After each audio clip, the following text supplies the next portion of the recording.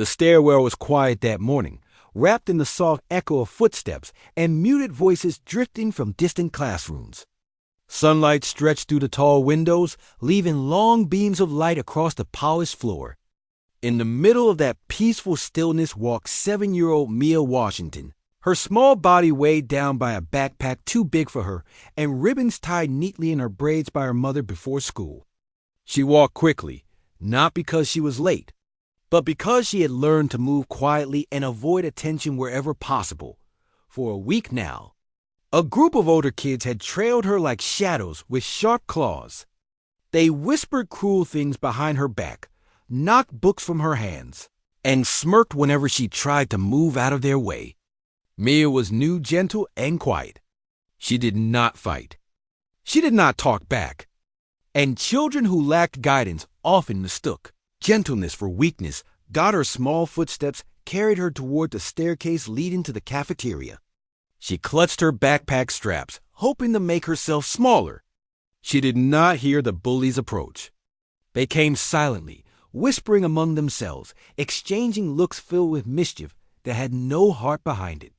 One boy, the ringleader, glanced at Mia's back with a smirk that was far too confident for a middle schooler. Another nudged him, whispering that no teacher was around. The oldest boy nodded. Mia paused to adjust her backpack. She didn't even get a full breath before a hard shove struck her between the shoulders. Her feet slipped. The top step vanished beneath her. Her body tilted forward helplessly. She fell. Her world rolled violently. Her hands scraped against the cold metal steps. Her pencils and crayons spilled from her bag and clattered in every direction. Her tiny lunchbox flew open, and the sandwich her mother made hit the wall before sliding to the floor. Mia tumbled until she reached the landing, where her body struck the ground with a painful thud. The wind rushed out of her chest. Tears filled her eyes instantly. Above her, laughter erupted. Not playful. Not harmless. Sharp laughter filled with cruelty and satisfaction. The bullies leaned against the railing, pretending they had nothing to do with it, pretending they had simply been at the wrong place at the right time. The smallest of them glanced nervously down the stairs, but the ringleader shoved him lightly and rolled his eyes. Mia curled up on the landing, clutching her arm where pain pulsed deeply. She tried to sit up but winced.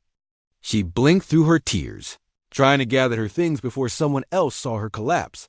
The laughter suddenly died. A cold voice rose from behind the bullies, calm and sharp enough to slice through the hallway's silence. Enough. The children froze.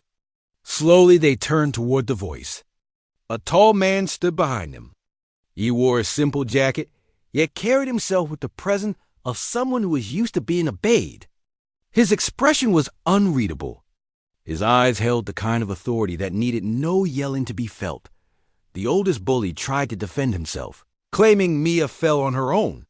But the man stepped toward them with steady, controlled movements. He didn't argue. He didn't raise his voice. He didn't even look at them for more than a moment. Instead, he walked down the stairs and knelt beside Mia with surprising gentleness. He picked up her crayons and placed them carefully into her small hands. He helped her straighten herself, asking softly if she could stand. She whispered that her arm hurt. Her voice shook in fear and confusion. He helped her rise slowly, supporting her weight carefully so she wouldn't fall again.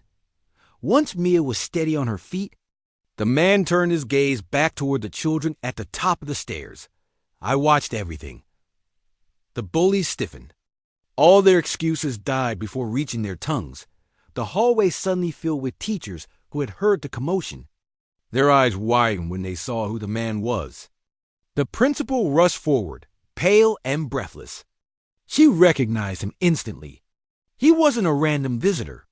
He was the billionaire whose foundation funded the entire school district. The same man who had rebuilt the library, donated classroom technology, and quietly covered lunch debt for hundreds of students. And no one knew he was visiting today. No one expected him to witness something so ugly. The principal apologized frantically.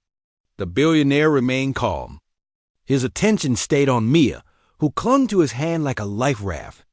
He instructed the teachers to bring ice packs and call the nurse, and to alert Mia's mother immediately. Then he said the words that made the bullies freeze.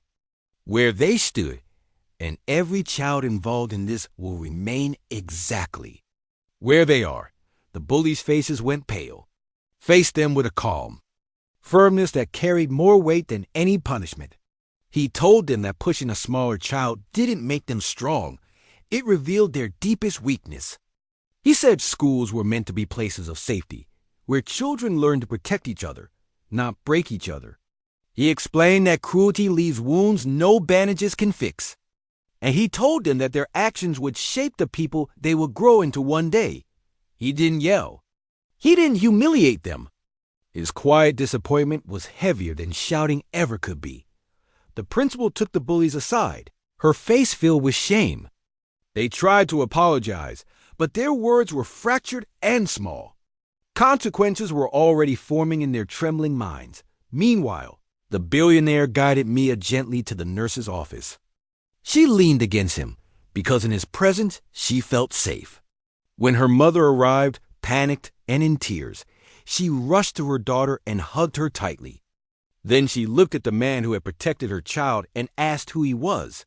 He explained only that he was someone who refused to stand by and watch a child suffer when he could stop it. Someone who believed every child deserved a defender. Someone who knew the pain of silence and would not allow a young girl to face it alone. Mia's mother thanked him again and again. He simply nodded and said Mia deserved protection, not fear. When Mia looked up at him with trembling eyes and whispered her gratitude, he knelt beside her again so they could see each other eye to eye. He told her that kindness is the greatest form of strength, and she deserved to feel safe every day she walked into school. When Mia left the building with her mother, she turned back toward the billionaire. He gave her a small, warm smile. She smiled back, a little timid but full of hope. He stood in the hallway long after they left, his hands in his pockets, thinking about the truth he carried. Cruelty grows in silence, but all it takes is one person to step in. One voice, one moment, one action that says enough, and that day, he chose to be that moment.